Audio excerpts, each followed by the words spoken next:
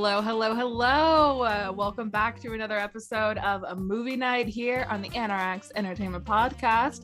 I am your host, as always, Samee Ramirez, and today we are continuing our Narnia series. Last week, we gave you our thoughts on the first film, The Lion, the Witch, and the Wardrobe, and this week we are doing the second film, Prince Caspian. I am so excited to talk about this movie, and I am joined today by my guest, Dom Martino. Dom, how are you doing today? Hey, Samee, what's happening? Hey. I'm excited to talk about this movie. Or?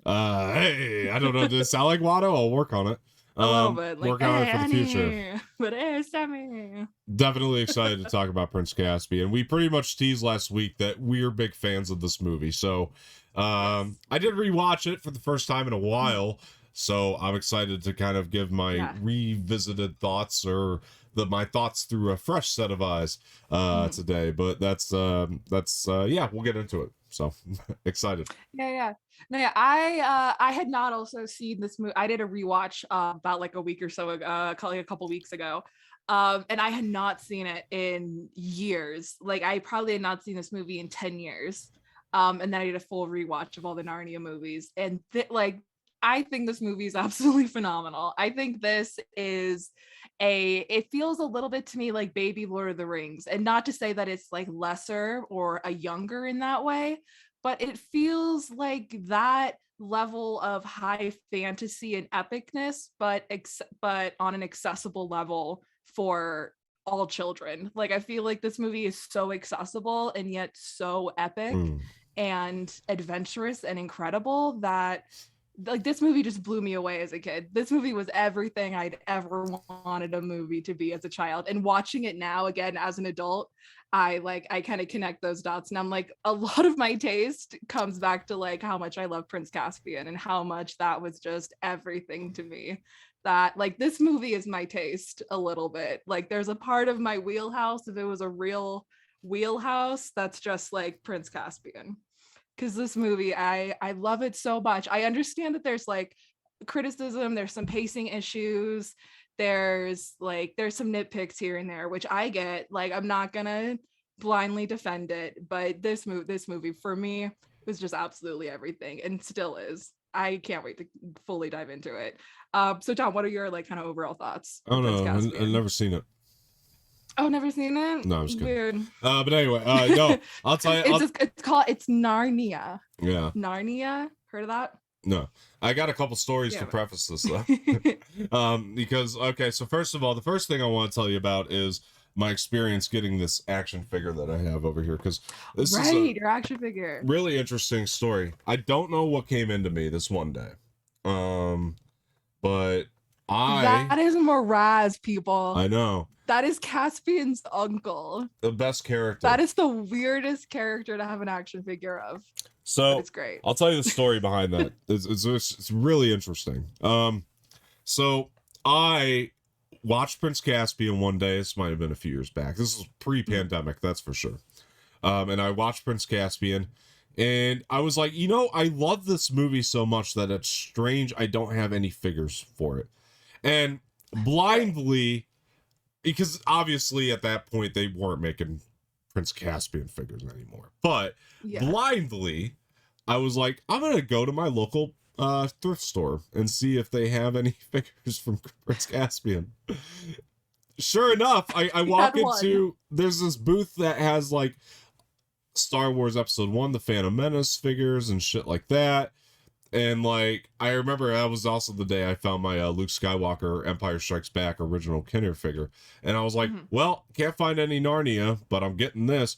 And I was getting ready to leave, and I just happened to turn the corner, and out of the corner of my eye I saw this thing just buried under a pile of clothes, and I was just like, it ain't Caspian himself, but I gotta get it, because it's like my whole goal was to just find some kind of figure from the movie. And I couldn't believe it. I actually found it because I went into that thrift store blindly wanting a figure for Prince Caspian for whatever reason. And here I am with this guy. And I love him. He's great. Look at that armor. It's dope. It's dope. I like it. Dope armor. Does it have the face shield thing? Do you know what I'm talking about? Did you not see it? Isn't that That's dope. I did not. Did you not see it?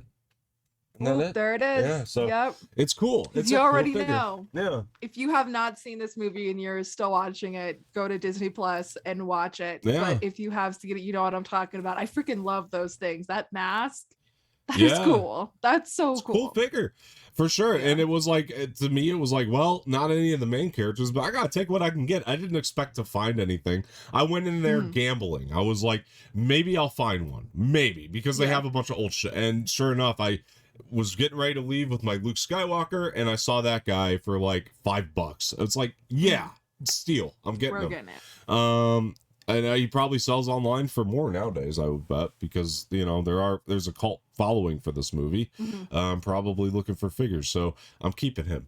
My second story is, I told you this on a podcast a long time ago. I don't remember what episode or anything, but I'll retell it now. This is my experience for seeing Prince Caspian in the theater for the first time. I was on a date, and my date was with her friends. And they did the teenager thing. You know, we're in this movie, and they're like, when you're a teenager, everything's fucking lame to people. Yeah. Not for me, Mr. Movie Buff. Your own thoughts and voice matter more than everything. Right, but not for me, Mr. Movie Buff. So, you know, these girls, they all want to go out. They want to party. You know, they want to hang out and be social. And they're like, you know, let's get the fuck out of here. This movie stinks. And I'm this like, is a 2.5 hour long movie too. So that's insane to be like, let's sit through 2.5 hours of action fantasy adventure when all we want to do is party. Yeah, not fun. Despite the fact I was really into the girl, I was like, I'm staying. Yeah. Screw that. This movie is amazing. I'm staying and I'm going to watch it. And I did. And you know what? I don't regret it today. I really don't. Like, I honestly, like, love the movie so much that it's like, if I didn't stay for that, I would never have seen, I would never have gotten that impact that I had. Like, the ending of this movie is so impactful. And it's like, you need to stay for that. Like, you can't that song. The song. It's good. Started out. It's good. Oh my god. It's good. And I think what I love about that was on my iPod for years, man. Mine too. And I think I think it's called. That's right. I think what I loved about it so much is it's not the type of song you expect to hear in a movie like this, but it works so well. And the thing it makes me nostalgic too. For sure. It's very 2008 to me. For sure. And like, that song popped up in the movie and I was like almost crying. I was like, oh, it reminded me of the girl I just like let leave me. And it's like, oh god, this is like, great movie. Great movie. I really had a good time with it. So you know, I mean, the book was a big deal to me too, so that's the other reason. It's like, I have to stay for this movie, especially because this is Andrew Adamson again, and you know, I knew that he did such a great job in the first one. It's like, he's not going to let me down here. And if anything, to me, he stepped up his game. I genuinely, even upon rewatch, Samee, I like this movie a lot more than I like the first one, and I love the first one, but this one to me is such a step up, and everything is just working for this one. I don't know how else to put it. Like, everything works for it. We nitpicked the visual effects, right? I mean, last time, and like, even those are 100 times better here. Like, there's less of a noticeable green screen. You got Peter Dinklage added to the cast, and he is doing great. Like, everything he's supposed to be doing is fantastic. Are there minor nitpicks that I have about it? For sure, but they're so minuscule that it's like, it's not even worth talking about almost. Like, I know this is like an in-depth discussion, but like, my nitpicks are that minuscule. It's because, like, for me, my nitpicks, and I feel like you're probably the same way, where it's like, yes, I have the nitpicks, but it doesn't make me like the movie any less. It doesn't lessen my experience at all, so it doesn't feel even necessary to bring it up. You know what I mean? I'm too wrapped up in the story to even like care about the minor things. You know, it's like this. Like, they're there, but I don't care. The first one I was struggling with a little bit more this last time. Like, I love the movie still, but like, I was definitely struggling with the first one a lot more when I was rewatching it this last time around. Prince Caspian, forget it. It's like, this movie is just so top notch and top level, and it's a shame. And you know, the things that like I understand about this, you know, I understand why this movie didn't do as well as the first movie. I genuinely do. It's actually, for me, it was different.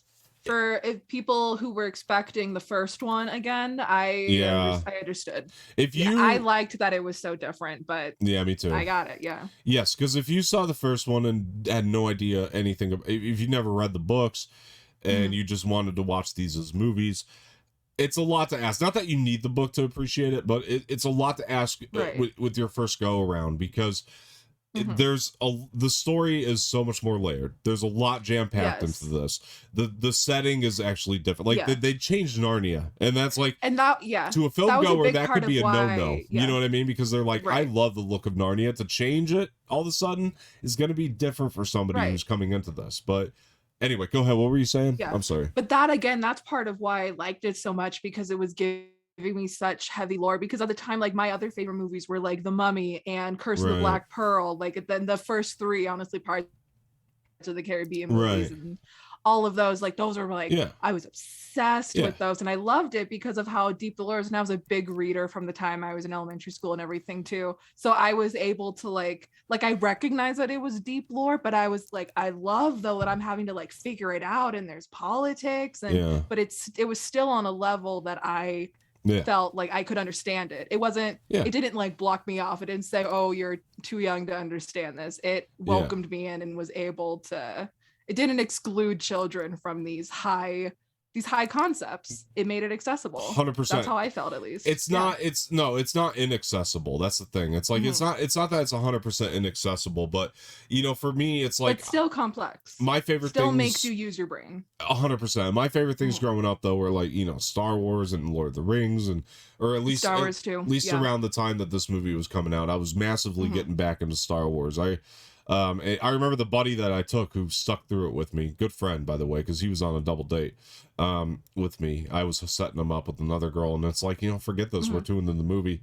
The friend I had at the time, we were getting back. I was getting him into Star Wars at the time, and Lord of the Rings was like another big thing for me. And so like, but the other friends that I was hanging around with, they weren't into these things, so it's like, I get it, it's like, so unless you have like this general knowledge of like storytelling and how stories are supposed to go and things like that, you're probably not going to have much of an appreciation for this movie if you're just wanting the first movie again, which is really told, the first movie is telling a very simple story.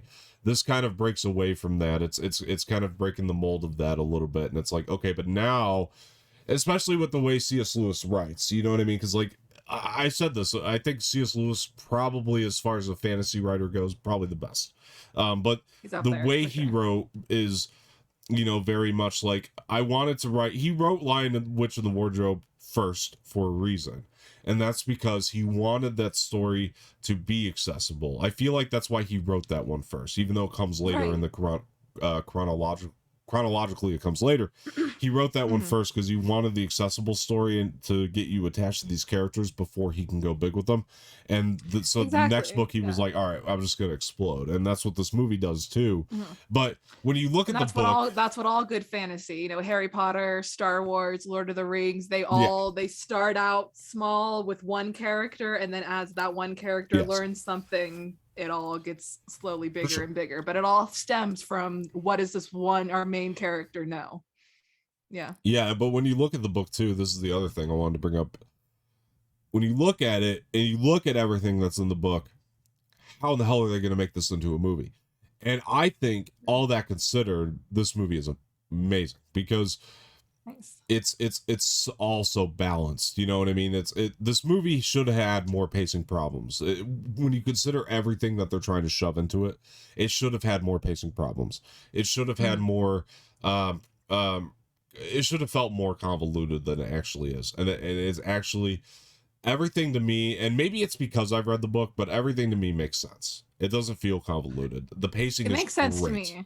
Yeah. I think I've read maybe a third of The Magician's Nephew, and that is the most Narnia I have ever read. But I love these three movies. And I will say, as a child, I think some of it did go over my head. Watching it now as an adult, like, I can understand that. I'm like, I don't know if I really understood exactly what that meant, but I got the general thing and I got the basics of what it was. I didn't understand like specifics and things.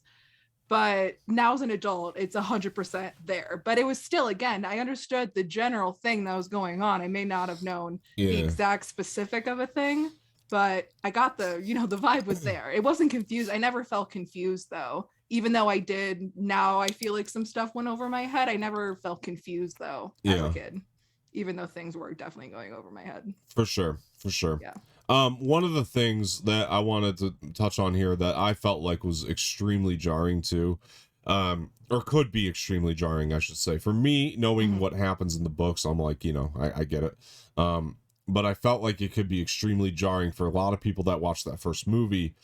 And this is interesting because in the first movie, they kind of decided to add this like concept to where it was like, it's kind of writing this line of, is it an imagination thing though? You know what I mean? Because when you get to the end of that, it's like it still could be in their heads, especially the whole thing going on with the McCready, you know what I mean, and all that, and the like professor, the professor, he's kind of telling them this whole thing about his experience, you know what I mean, and how this movie is like, right off the bat, they're kind of telling you this is a real world and it has actual we're expanding the universe now. Yes. Like there's real things happening in this world, and that could be extremely jarring for a new viewer who has no idea the take that C.S. Lewis had on it.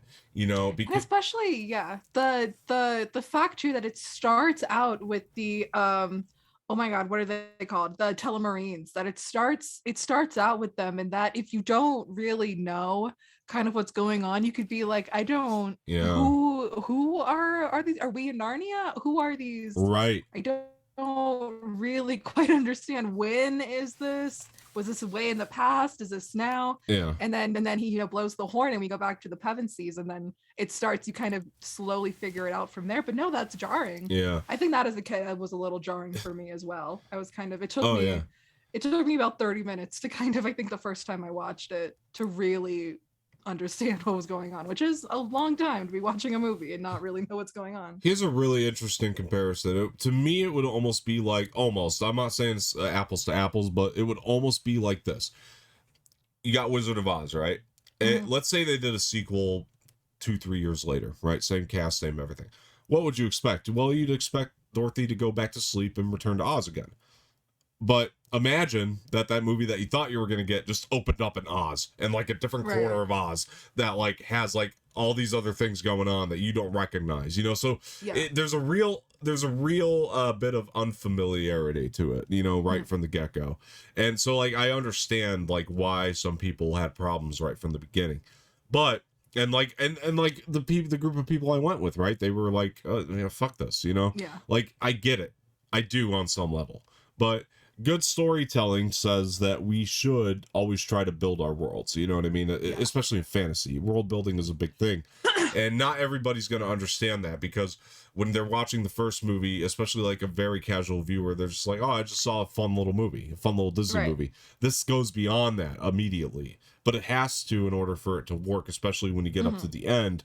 And when we get to the end, we're kind of back on that line again, where it's like, this could be imagination to some degree, or at least it toys with the idea of the older you get, the less you believe in it. You know what I mean? It toys with that idea. The older you get, the less you need Narnia, or that type of thing, the less you need, the older you get, the less you need to be in Narnia kind of thing, which love. is, that metaphor for adulthood, 100%, and which I love, because it ties right back in full circle to that addition of the professor in the first movie, because he's kind of older and he's kind of forgotten in a way, you know what I mean? But on the same hand, he'll never forget, you know what I mean? It's like, still has it's that, like, right. I know I have that experience, and even not honestly, like, you don't even need to get to the end of the movie to start picking up on that theme, because one of my favorite scenes here too, I'm sorry, Sammy, I feel like I'm taking over here, but I love this movie so much. Oh no, go for it. Because I feel like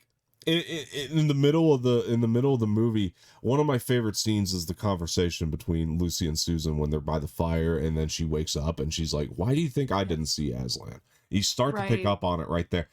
Beautiful and perfect. And I was blown away that, like, maybe not as a kid I didn't think of it this way, but like as an adult, I'm especially blown away that they included something like that in there, because it's a very dialogue heavy scene. There's actually quite a few very dialogue heavy scenes. That's the other thing.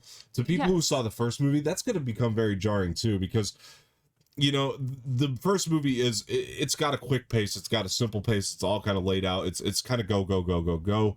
This actually stops to slow down quite a bit, and it has a lot of very dialogue heavy scenes, but they all mean something to the larger universe of Narnia. That's why it needs to be there. You can complain about it all you want, you can bitch and moan, but it needs to be there. It doesn't work without it. And Andrew Adamson did a bang up job on this movie. Oh my god, he really did. Yeah. Beautiful stuff. Anyway, I feel like 100%. I've been taking over, so go ahead and talk, please. Say whatever you want. Oh no, you're good. I'm like, go off. I'll just jump in if I think of something. Okay. So I think we're gonna do our usual thing. That's going through the movie, going through any big notes. I already said we start off with Telemarines. He blows the horn. We get introduced to Caspian, that whole thing. Again, this is full spoilers. You've seen the movie, hopefully. If not, go to Disney Plus. I'd rather you watch Prince Caspian than this. Come back to this later. That's the real feelings today. Yeah. One thing on Caspian too, real quick. I just want to say the kid they casted was great, and why this actor didn't blow up, I don't know, because he.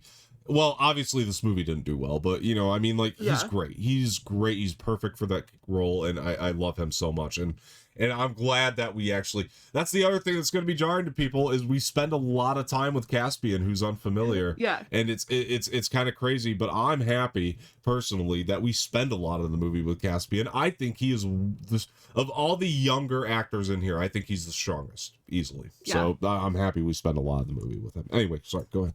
So this is where we take our brief pause, and I go on my Ben Barnes appreciation tour, because his name is Ben Barnes. I have been in love with this kid since 2008. He is incredible. He's great. People who are fans of Ben Barnes and who have stayed with him for a long time, like, people are like, why is he not like the biggest thing in the world? He is incredible. It's great. He's like, oh my god, I'm in love with him. He is incredible in this movie and as a person. Never heard a bad word about him in his life.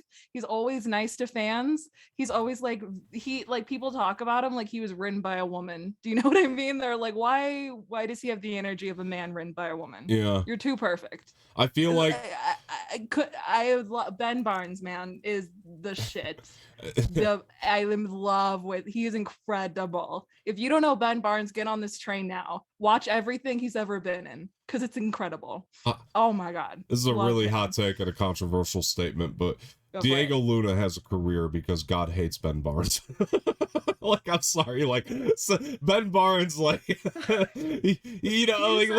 every role Diego Luna's done. I love Diego Luna, by the way, but look at everything he's done. Like, that could have been Ben Barnes, man. Like, they remind me of the same actor. So I don't know. I love Diego too, but Cassian Andor.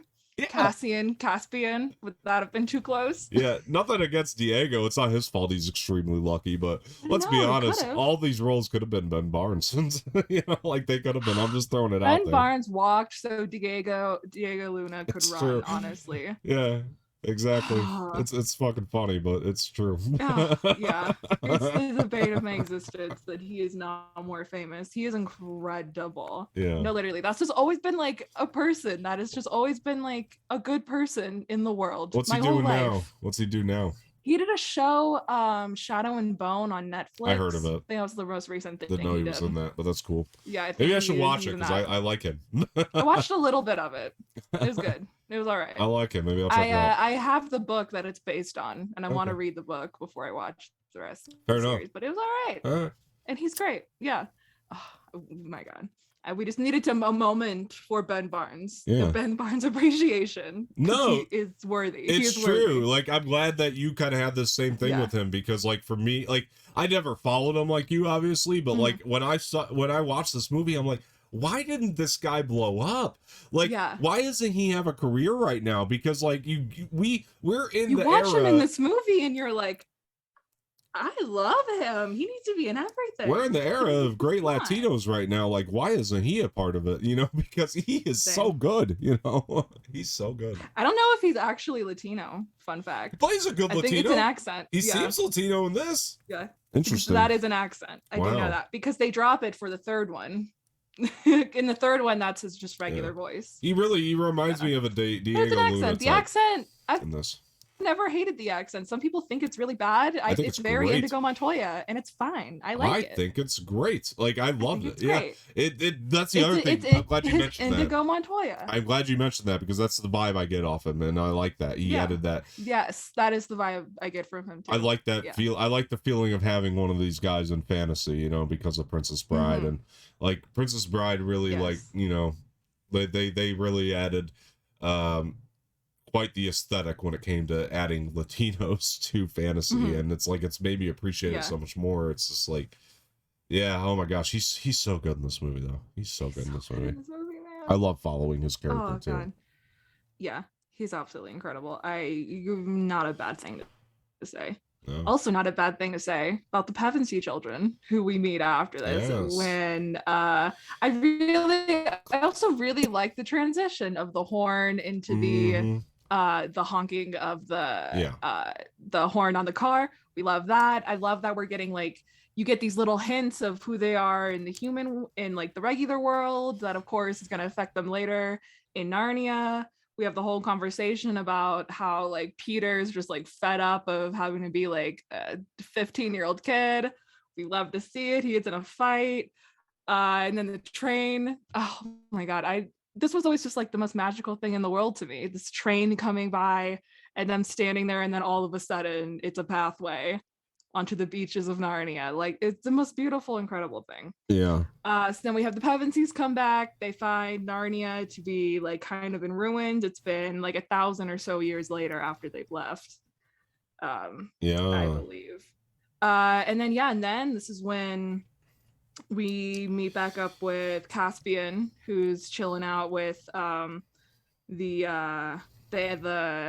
Narnians, the animals of Narnia.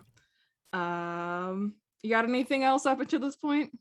Sort of. Go for it. It's a stupid ass thing, but go for it. Because I understand there's balancing so much in this movie, and it was probably really hard to pull off.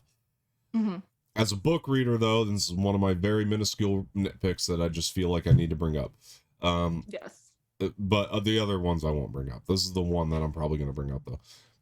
I felt like in the beginning of this movie, when we meet the Pevensey children, that their introduction was a little bit abrupt. That's all. That's all I feel. Like it's just a tad abrupt, and it doesn't really dive into how it is to have lived. It does, but it kind of glazes over it. I mean, like how it was to like live for 40 years and then now be a kid again. Like, I felt like that theme just got very glazed over, and I kind of felt that throughout the whole movie. But like, I wanted, when we met the Pevensey children, I wanted that to be touched on like in a big way, and that was the one thing that I'm missing from this movie, I think. But as somebody who read the book, like, I felt like I was missing that. I felt like they kind of glazed over that, and then it feels kind of like, boom, they're back in Narnia. But that said, I almost excuse it because I understand how much this movie's trying to pack in. Like, that's the thing. This movie's got a lot going on. It's a busy movie. There's a lot to balance, so I get it. And it's nothing on the actors here. It's just it's a choice of story and pacing, I guess, is where I felt like that was the one thing. They just kind of glazed over the fact that these guys lived for 40 years. They mention it, but it's glazed over. That's all. It doesn't feel strong in here. Like, I think that their mentality, like, Edmund especially, I hate to keep picking on this poor kid, but he's really not acting like somebody who lived that long and is now a child again. Like, that's an experience. I can get behind that. Like, there's a whole psychology you need to dive into. I feel like that this movie glazes over, but it's okay. It's okay. And there's a whole thing too with Lucy kind of being like, well, there's some times where she's like, well, I'll understand that when I'm older. She's like, well, I'm too young to do that, whatever. And I'm like, you lived for 1,000 years. Yeah, it's almost like sometimes this movie forgot about that, but it was because they wanted to make this accessible to kids. And again, it's like, I can almost excuse it because I understand how much pressure's on the movie and how much they had to pack in. And I think, again, Adam Adamson did a beautiful job with the film, and it's, at the end of the day, it's Caspian's movie anyway, so like I'm good with it. The Pevensey children are, big presence in here, but I almost feel like they're a counterpart to the Caspian character. One other thing I'm going to mention too, I feel like because of the way that that's all kind of laid out too, the way that you kind of have this, really it's Caspian's story, but the Pevensey children are almost as big of a presence, even though it's Caspian's story.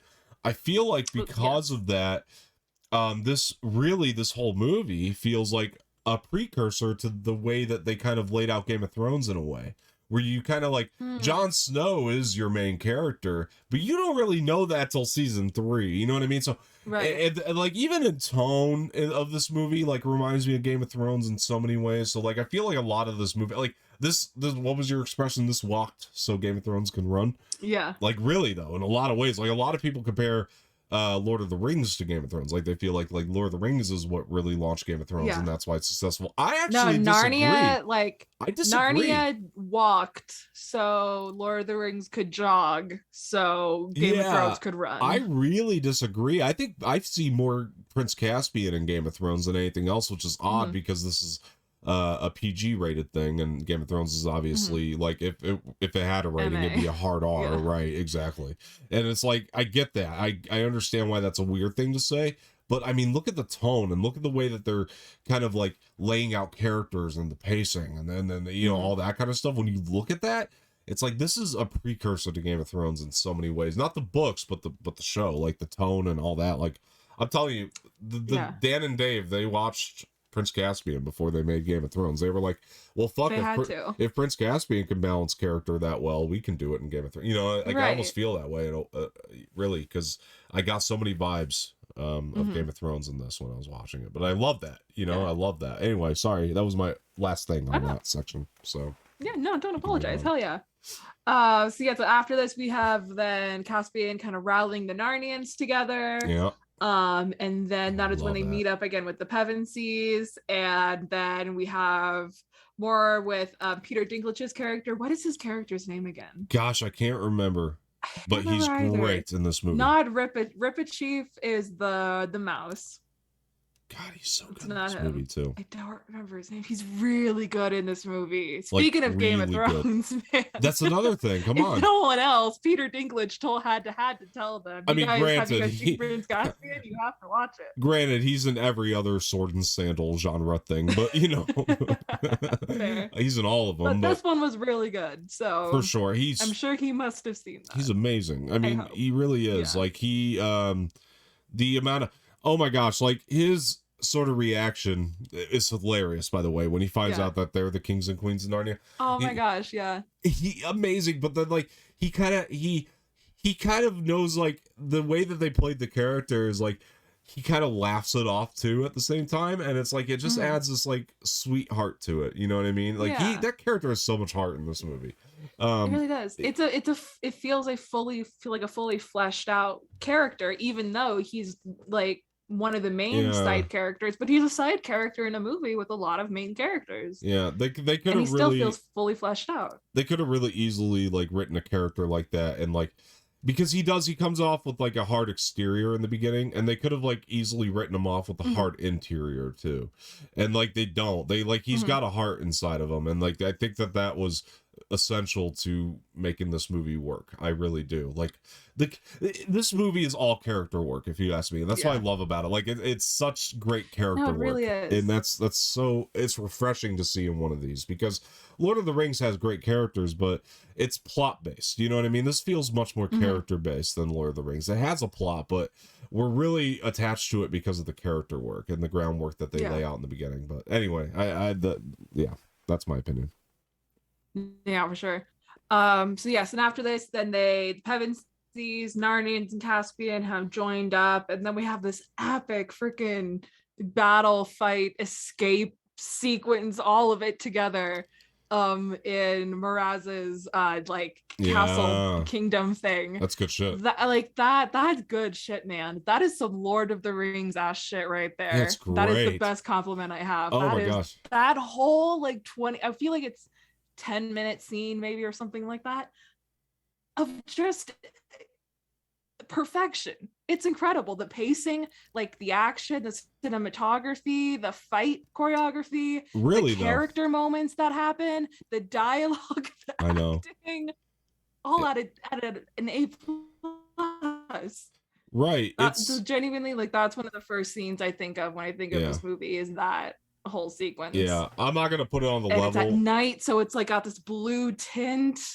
Oh, it's Yeah. beautiful. I'm not gonna put it on the level of like Avengers Endgame, but like it's kind of like that Mm, in the sense where it's like if we yeah, are not attached to the characters of the battle, again, character right. work, we're not gonna It really doesn't hit as hard. exactly. Real quick though, there was one other thing I missed on the Yes. that I want to make sure I mentioned on the Yes. Peter Dinklage thing really quick. So Mm-hmm. rewinding, but Rewind. when this is always gives me goosebumps every time when Susan pulls out her bow and arrow and saves Peter Yeah. Dinklage and the score kicks in, always gives me goosebumps. It's like, Yeah. it's like the heroes are back in action. You know what I mean? Mm-hmm. It's like in the most subtle Yeah. of ways in this movie they add it, but it's like Right. it gets treated with the same epicness as like a comic book film would now. You know what I mean? When you see them back in action, I love that, and it gives me goosebumps every time. But moving forward, let's go back to where we were. Yeah. I that. forgot about. That scene always makes me so sad too when Lucy tries to go and talk to the bear, and the bear like doesn't talk, and she's like, why won't they talk? Yeah. And I think Peter says something like maybe he forgot, or when you're hungry you don't really want to make conversation or something like that. Oh Yeah, it is. Hurts. It is a sad moment, but again, I also feel like it kind of goes back into that nitpick where it's like she's got the childlike mentality again, though a little bit. You know, like I get it, it works for the moment. For like sure, if Peter could figure it out, Lucy would be able to right. it's like again, does she need Peter to explain this to her? yeah, it's again, it's that small nitpick that seems to take over this whole movie. Unfortunately, from time to time, it's the one thing that I think bothers me throughout. But other than that, it's great. It works for the moment, and I think we also missed the Aslan appearance, if I'm not mistaken, or when Lucy thinks she sees Aslan. Right, we did because that is like that's right before this because that was another thing I was thinking about because this is what cracked me up too is Edmund says the line, and it might actually also be in the book, so it might be a C.S. Lewis problem, but when he says the last time I didn't listen to Lucy, which is like, is that the last time that you really pulled something like that though over the course of 40 years? Is it though? Is it like was that like the last time? Because I understand what you're referencing here, and I think over the course of your 40 years of life that probably wasn't the last time. But okay, Edmund, we'll believe you didn't it. listen to your little sister. Yeah, it's just like sometimes you did everything your little sister told you to do. Yeah, really, Edmund, really. It's like this is like the way that they treat it sometimes is like it's astounding that it almost seems to forget that they were old once, but whatever. There's a lot. That is a true nitpick, though. That is it is a true totally nitpick, valid. but it's whatever too at the same time. Like, because there's so much great in this movie as we were kind of getting into before I rewound there. But I think it's cool though that they actually listened to her and they're like, yeah, we're gonna go try to track this Aslan, and that's when we already kind of talked about it, but we get that campfire scene too, that really great one between Susan and Lucy, which I think is important to the story. So we'll get to that later though. So no, yeah, totally. And again, because it's dropping little thematic hints, because that's the best way because there's so many movies where like you watch the movie and then all of a sudden at the end there's some grand theme that we were supposed to be picking up on the whole time, and you're like, okay, when did you ever talk about that though? Because you need to have moments throughout. That's what we talk about theme. Like, what is the reoccurring theme in the story? That's how you do it. It is baffling how many drop us with morals at the end. It is really baffling when you think back how many movies actually missed that idea of like, just make sure you set it up. Plant the eggs, plant the seeds. You know what I mean? Like plant the seeds early. Like, so many movies miss that. Like, nowadays, like it's baffling actually how many movies forget to do that, and this one makes sure it covers its tracks, so it's cool. It's cool. 100%. So after this is then I believe, so this part was always really weird to me. I don't think I ever still really fully understand what's going on, but when like the old hag comes in and they're in like the table area and is like telling them they'll be able to figure it out, and then that's when like the white witch then appears to Edmund and like then he has to shatter it, or yeah, to Edmund, right? Or goes to somebody, and then but Edmund's the one who like smashes Yeah. the White Witch thing. So this So is that plan is ruined. I never really understood that. I was like, this seems like a big risk for what you're trying to do right now. For sure. It's definitely a scene that feels odd. I'll tell you why it doesn't upset me though. Because after this is when we get into like the big battle at the end, you know. So I'm like, this was your last ditch effort? Was this we don't know. Well, no, I'll tell you why I don't really get upset with it, because this would have been important had they continued all this stuff. I'll tell you that much. Like reading the books, I do know that all this stuff, it comes back. Like it's supposed to come back later. Because I do like the everything metaphorically, Edmund having to, you know, destroy her like that, and not falling for, and that kind of being his, you know, kind of the devil on his shoulder, always kind of being the White Witch and having to face her like that. And actually love that. Interestingly enough, if I'm not mistaken, I actually believe it comes back in Voyage of the Dawn Treader. We'll have to see. Like, we'll have to try to remember this, because I think that there's a little. I do remember. This is something that I feel like that continuously develops throughout all the books, but like I think that they can follow up a little bit, at least in Voyage of the Dawn Treader. Again, they thought they were going to have more of these, it's clear, because they were starting to plant seeds for the future. Right. They thought. No, I just remembered there's a part where they all have nightmares. Right. And Edmund's is about the White Witch. Right. Yes, I just remembered that. Right. This is like Voyage of the Dawn Treader. It's all important. It's just like they you could tell too, and Disney even said it, I think, like at the time, like this movie came in way under expectation, you know, because they thought this was going to be another smash. They thought they had another hit on their hands easily, you know. They thought this movie was going to make money in its sleep, but it didn't, you know. Yeah. So like rough. Wasn't their biggest flop, but definitely came in way under that first one, and under expectation is the problem, and that's why they decided to sell the property ultimately, is because, and it sucks. Like, it sucks. Yeah, lest we forget, this was technically the end of the Disney Narnias. Yeah. Yeah, because that's how bad it was. Like Disney needed another studio. It sucks. It would have been or else cool. They would have never done another one. Yeah. But yeah, I think that's the reason the scene feels so abrupt, is because this is supposed to come back later, you know what I mean, all that stuff, and like they had just never got to get around to it, you know. Like you could tell they were clearly planting the seeds though, because that's why it would have been so great to see Adam Adamson do, you know, 7 of these, you know, because it's like I couldn't imagine, you know, all of them. Could have been cool. Oh, and maybe in another multiverse. Yeah, but the scene does sadden me because of that. They made all of them. The scene saddens me because of that, because it's like, damn it, you know what I mean? Like, I like. No, we'll never fulfill on that. I'm okay with it being there, but it's like, damn it, they were clearly planting seeds for what was coming later. You know, it's like, damn it. But I can't wait to reread these books and like actually follow up with you on this at some point, because I want to see like, because I can't exactly remember what that all culminates to.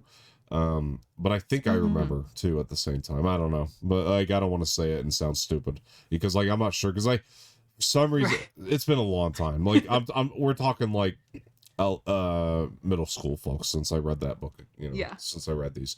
But I really do feel like the White Witch comes back at the end. Like I feel like this is all a part of her like resurrection, like for that. But yeah. Ooh, that's interesting. They were kind of starting to plant the seeds, but right. Yeah, because I think. Ooh, so it's like she's like planting seeds for her resurrection, and every time they do something, it like helps her. Yeah. Low key get resurrected. Ooh, that's good. Because that's a little Harry Potter Horcruxy, right? You know, I think where that like they were these planning small things happen, you don't really know what's going on, but at the end you're like, Right. ooh, that actually helped. It's definitely the a part battle of at the end a little bit. Yeah, you're not supposed to understand it at this moment. You know what I mean? It's right. Maybe it doesn't work in film form looking back, but like you're technically not supposed to. It would have worked if we'd seen the whole franchise. We would have been like, damn, you know. I guarantee it. Like this is all about planning, you know, and like that's what I love about it too. It really brings me, you know, we talk about Dave Filoni all the time on you know, and like how he's so good with Star Wars and he plants those seeds early, and it's like you don't know it until you see it. Andrew Adamson, Andrew Adamson, same thing here. You know, I feel like he was like taking the source material and trying to figure out how to best plant the seeds to where it can lead up to a really good ending. Unfortunately, it's like what could have been, and the scene makes me sad because of that, because I know that this leads to something bigger. Again, I haven't read the book since middle school, but I really do feel like by the end of it, like Aslan and the White Witch do have like an epic battle, if I'm not mistaken. Like, so it's yeah, that's wild. I really do want to read the books. I was into it. I was reading or I was listening along to the Kenneth Branagh. Oh, nice. Does he do the audiobook? Magician's Nephew. He does the audiobook? Once upon a time. No, I think it's different. I think different people do the audiobook. Yes. Wow. I think it's a different narrator though for each one. I want to say. Well, I'm listening to those. But at least Magician's I Nephew. really want to say it was a I really want to say it's a different person though for each book. I can't don't imagine remember who the other ones were, but Kenneth Branagh read that. That's got. But they were like some known people. Like I recognize the names. Right. I just don't remember who they were. But yeah. But it was people like Kenneth Branagh. I want to say I almost remember that because I remember when I was so weird when I was younger, guys. I'll tell you, like I used to read movie news online even when I was younger. Like not as to the extent that I do now, but like stuff I really cared about, I would like read news and I would try to figure out where they were from. And I swear, I think I remember this checks out because when Kenneth Branagh got announced for Chamber of Secrets, you know, I was on that news and I was like, who is this guy? I didn't know anything about Kenneth Branagh when I was young. And I remember like looking up his credits, and I think I may have seen that, like that he did like a Narnia book at the time, and I remember being like, "Hey, I like Narnia. This guy might be cool." You know, something like that was my mindset when I was younger. But I don't know. Sounds familiar. Did I lose you? Did I lose our host? The host of the show? I lost her? No. We're gonna get the host back, guys. So, I don't know what to do. Yeah. You're back. Nice. Are you back? We love to see it. Said I don't know. Am I back? I'm gonna keep trying. You're back now. Okay. I'm gonna keep trying. Am I back? I didn't know what to do there. You were like gone. Gone. And she's gone again, folks. She's back. Oh, was I really? Okay. It said. Sorry, I put in our chat too that it said connection unstable. Okay. All right. Oh no. All right. I don't know why. Okay. This is going to be really awkward if we lose our host. Samee, are you with us? I'm trying to be. Can you hear me? Yeah. Okay. And put in the chat just in case. Talk about the Peter and Miraz fight. That's next. Oh, okay. Oh, yeah, okay. So she's going to try to come back, and I guess I'll talk about that fight. Still here? I'm here. I'm gonna try to talk about the fight while you're trying to get your connection back, though. Okay. Yeah. Okay. So that's what's next. Keep going. Oh, you're back. No, now you're back. Back. Now you're back. Right? Okay. Are you back? Maybe. Maybe not. Maybe. Yeah. Maybe not. Just keep talking about the fight. Hopefully it should catch up by then. Yeah. All right. So hopefully it will catch up by then. Peter and Miraz. All right. So let's get into this. So first of all, I love this fight. I think it's cool because we're kind of diverting the expectation, at least for film goers, to where in the Lion, the Witch, and the Wardrobe, we kind of went from this like very big, epic Braveheart style battle. And now we're kind of taking it to a smaller scale where it's a lot more like one-on-one. And I really dig that. I think that this actually feels, again, it's very character-based. You know what I mean? Like this feels a lot more high stake when you just got one-on-one, because now we're really like in the shit. And like one of the more respectable things about that is like clearly, who plays Peter, Samee? Do you know the actor? George something? Yes. I have it. George Henley is the actor who plays Peter. And, you know, George Henley is clearly like... oh my God. I got it, Samee. George Henley. You know, and George Henley is clearly like... in front of me. Oh my God. Yeah, I got it, Samee. George Henley is, you know... I got it, Samee. Did you hear me? All right, I don't know where she's at. She's in Narnia. But yeah, George Henley like clearly practiced. Did you hear me? I hear you. Am I here? Yeah. William Mosley is Peter. Who's George What Henley? you trying to say? Where did I pull That's that Lucy. name? Her name's Georgie Henley. Oh my God. That's what I've been trying to say. I'm like, no, You're like, not. no, No, no. It's Georgie. Her name is Georgie. She's British. I don't know. I got that mixed up. I fucked that up. All right.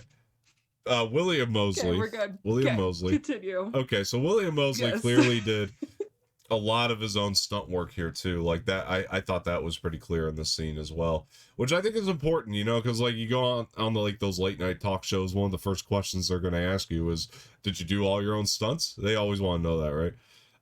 So I don't know. That's just like something that I found to be really respectable about this, and it just feels really intense, and it's different from what we got in the first one. So I found it to be really fresh. Like, I don't know, Samee, if you're here, we kind of we went from that like big battle, like that big scale, like epic, like Braveheart style battle, and now we're kind of bringing it down to the smaller scale, and I think that that's something that's fresh when you compare it to the first movie. But I don't know, what'd you think of it?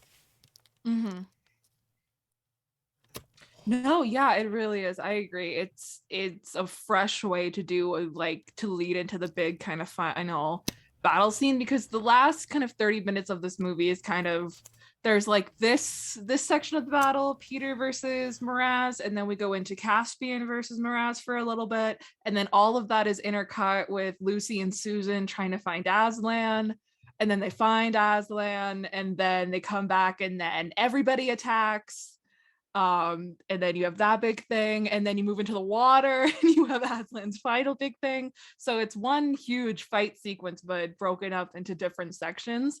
And again, I really like that. I always kind of call that like the, again, like to bring it back to Lord of the Rings, it's the Return of the King ending, where the whole movie you build up different relationships, different conflicts, and then in the final battle you bring all of them to a head. Right. And then it's resolved, and that all of them get resolved in the course of that final battle. Yeah. And I love that. It's so refreshing. It's such a great way to do visual storytelling, because it helps the audience. It's accessible. It's giving us moments that, so it's not all everything in your face at once. Like, it's broken down, but the pacing is still like, it's still high paced. I don't feel like it ever slows down during this whole intense last section of the movie. Even though it's kind of going in these sections, it's still just incredibly high paced and fun the whole time. Extremely intense. Yeah, this whole last kind of battle sequence ending with the return of Aslan and the big like river god thing. Oh my god, it's incredible. Yeah. And you know, King Miraz is his like right hand man guy. Right. Yeah. He's just like villainous, you know what I mean, like in that whole thing, and like it's violent too, which is good, because again, like, because Miraz is like very villainous and everything, but you do get humanity with him, and that's why you need like the foil, because he has two foils. He has somebody who he's kind of in the middle, good and bad, and then he has one right hand, another one who's totally on his own side and just wants, destruction and the Telmarine. Right. But you have him in the middle, and then again, then overflow at the end here. Yeah. I love it. Yeah, your internet. Oh, is my internet bad again? Oh no. Yeah, it's I don't know why it always happens toward the end of the shows. I don't know. I was gonna say we're almost done. Yeah. Maybe like 10 more minutes. Always toward the end we get internet problems again. I don't know why. It is. Oh, god damn it. Yeah. Anyway, she's frozen again. Got anything else? Yeah, you're frozen again. You're back. No. I mean, like, no, I love it. And then, I think the big thing here, getting into the ending too, is Aslan and like, when he's talking about, Peter and Susan aren't going to return. We kind of talked about this already, how they're already, sort of toying with the idea of they're not, the older they get, they're, they don't believe in Narnia anymore, which is a really sad, kind of depressing thing, but it also kind of crosses over with our reality too, and just how things are in real life, in a way. And it's like the older we get, like things just in our minds, like when you're watching one of these movies when you're younger, for example, like that are like, heavily dive into fantasy and are very imaginative. When you're younger, it all feels really tangible, but when you're older, it doesn't anymore. You know what I mean? Right. The experience changes watching one of these. You're kind of like Samee and I could speak to this probably a lot, because now when we're watching like a Narnia movie, we're watching it with a really critical eye. We're caring about a lot more things. And even though this happens to be an example where we don't have too many problems with one of these, when we're younger and we're watching one, it doesn't matter. You know what I mean? It's like it all feels a lot more tangible. And so it really crosses over into reality in that way, where the older Susan and Peter become, the less tangible this world is going to be, for them. And it's a sad truth, but it's a truth. And the less they need it. Yeah. Right. Yeah. Yeah. I think to that personally, it's that they don't need to be there. They feel, because they leave and they're like, no, it's okay. We finished this life. Yeah. We're good. Yeah. And then you have the, it's kind of like it's like a peaceful thing. Like it's not, when you're a child, you think that's going to be devastating, but then you grow up one day and you're like, oh, it's right. And not just growing out to adulthood. That's adulthood. Still frozen. It's just laggy as fuck. I think I'm lagging, maybe. You're just laggy as fuck. That's all. Yeah. But anyway, I caught what you were saying though at that time, so that's good. But no, I mean the thing is like, yeah, you're 100% right. But anyway, yeah. Final thoughts, and then we'll start rapping. But I mean, really quick. I mean, the one thing I want to say is like, yeah, we mentioned the song at the end. It was great. And I kind of like they're kind of like setting up like maybe like a little bit of like romantic tension between Caspian and Susan here, but you kind of realize that it's not for the same purpose that we typically would be in these movies. It's really just to show the fact that Susan is aging, you know what I mean? And I really like how all that was played. And I it's a great freaking movie, guys. Like, if you haven't given Prince Caspian a chance in a while, maybe go back and revisit it with an adult set of eyes, because there's a lot of themes in here that you'll get a lot more. And it's wild, man. It's wild. It's a really good piece of storytelling. If you're somebody who's trying to get into fantasy a little bit more, this could be like a really good access point for you. You know what I mean? After seeing Lion, the Witch, and the Wardrobe, and to understand, what real good fantasy storytelling is, this is a way to do it. This is a way to get into it. And there's a reason this film is so revered, later on. Like, it aged very well. Like, now critics go back and watch this and they love it, and there's a really good reason for that. This was never a poorly made film. It was just a movie that was so incredibly different than its predecessor that just became really jarring to people. But it's great. It's wonderful. It's my favorite of the franchise, I think. Voyage of the Dawn Treader pending. I mean, I doubt that's going to end up being my favorite upon rewatch, but doubt it, but who knows, but so far upon rewatch, this is, I'm going to rank this above Lion, Witch, and the Wardrobe. Even though book wise, I think I like Lion, the Witch, and the Wardrobe more, I think as a film, this played so much better than that. So, yeah. Go ahead, Awesome. Yeah, I mean, I just completely echo it. I think she's saying she agrees, but yeah, I'm gonna start to rap for her. Not like hip hop rap, but like wrap up the show. Since she's having trouble over there, and I'll fill in. So make sure you follow Samee on Instagram, Samee Ramirez 14, and then on Twitter at Samee Ramirez. You can see all our info over there. Make sure you follow the Anorex pages at Anorex Official. Definitely, and I think especially Anorex Official on Twitter and Anorex Official on Instagram. I can let you take it out, Samee, if you want to. You're good, kid. Am I still good? Can see and hear me? Barely, but yeah. I'm so sorry, the laggy. Yeah. Anyway, yeah, thank you for doing that. You guys can find the show on Twitter and Instagram. Right. Yeah. So we were explaining too. It's on Twitter and Instagram at Interact Official across both platforms. You can find me because I know she's going to ask where people can find me at Dom_Martino_, and then on Instagram. We're also on Spotify. Yes. Okay, so for myself, Twitter at Dom_Martino_, and on Instagram Dom_Martino_official. Yeah, I'm sure Samee would like to thank everybody here tonight too, if she could talk, but she can't because internet problems again. Sorry for the technical difficulties, but I think we had a pretty good discussion overall. Yeah, this was a fun time, guys, and I cannot wait for Voyage of the Dawn Treader. Samee's completely frozen, but we'll get her out of Narnia soon. Until then, guys, thank you so much for joining. Please like the video, subscribe to the channel, leave feedback in the comment section, share this with your friends. Make sure you check the show out on Spotify too. So thank you very much for being here, and we'll see you guys next time. Later.